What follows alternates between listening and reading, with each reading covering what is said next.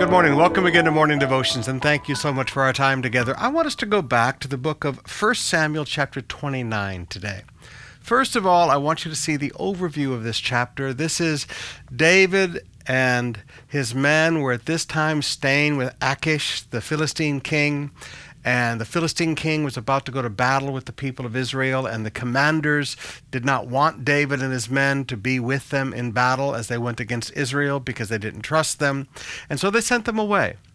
But I think there's another overarching truth here.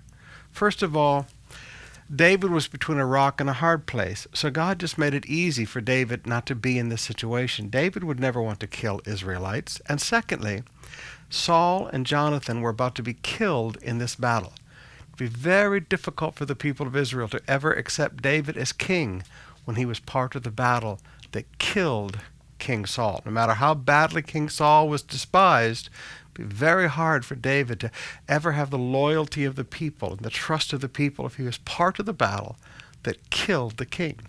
But I want you to notice a very interesting truth here. Down in verse 5. The military commanders of the Philistines went to King Achish and said, "Isn't this the same David about whom the women of Israel sing in their dances? Saul has killed his thousands, and David his tens of thousands." Now remember when David killed Goliath, they began to sing that song in chapter 18. And in chapter 18, verse 7 and 8, when they began to sing that song, it's a song of overstatement. And because it's a song of overstatement, that created jealousy in Saul's heart. Now, this song of overstatement is now also used against him when people began to make decisions about him. Now, I want you to see a great truth here today. And it's the truth of advertising overstatement. Advertising overstatement might be really cool. It might make you feel really good because of all the wonderful things people are saying about you. But one day, it bites in the wrong way.